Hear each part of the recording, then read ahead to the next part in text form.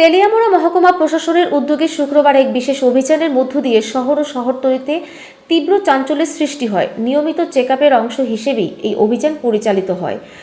অতিরিক্ত মহকুমা শাসক রূপাঞ্জন দাসের নেতৃত্বে গঠিত অভিযানকারী দল তেলিয়ামুড়া বাজারের জনৈক ব্যবসায়ী প্রবীর সাহার শান্তিনগর স্থিত বাড়িতে হানা দিয়ে অবৈধভাবে মজুত করা বিপুল পরিমাণ শব্দবাজি উদ্ধার করে।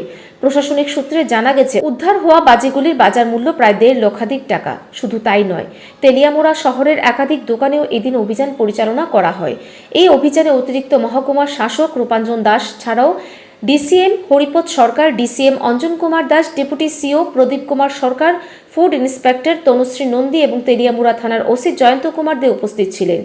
অভিযান শেষে অতিরিক্ত মহকুমা শাসক রূপাঞ্জন দাস জানান, প্রবীর সাহার বাড়ি থেকে বিপুল পরিমাণ শব্দবাজি বাজেয়াপ্ত করা হয়েছে। আইন অনুযায়ী তাকে নোটিশ প্রদান করা হয়েছে। একটি বাড়ির ভেতরে এত পরিমাণ শব্দবাজি মজুত করে রাখা দণ্ডনীয় অপরাধ। এই বিষয়ে প্রয়োজনীয় ব্যবস্থা নেওয়া হবে।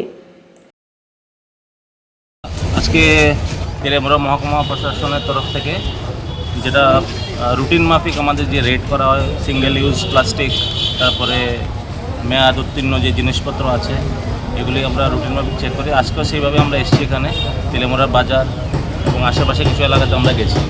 তো আমরা চেক করছি কোথাও এরকম ধরনের ভায়োলেশন আছে কি না। আর স্পেশালি আমরা আজকে শান্তিনগর যে একটা পাড়াতে আমরা গেছি। প্রবীর সাহা নামে একজন ব্যবসায়ী, ওনার বাড়িতে প্রচুর পরিমাণে আপনার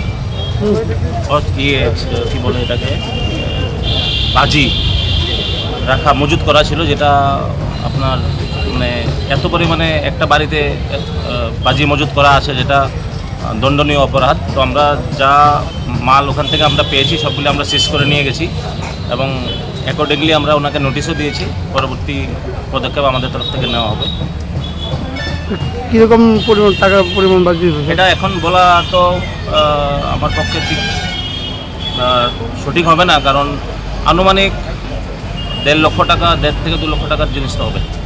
তিনি আরও জানান, আগামী দিনগুলোতেও একইভাবে তেলিয়ামুড়া মহকুমার বিভিন্ন বাজারে মহকুমা প্রশাসনের উদ্যোগে নিয়মিত অভিযান চালানো হবে।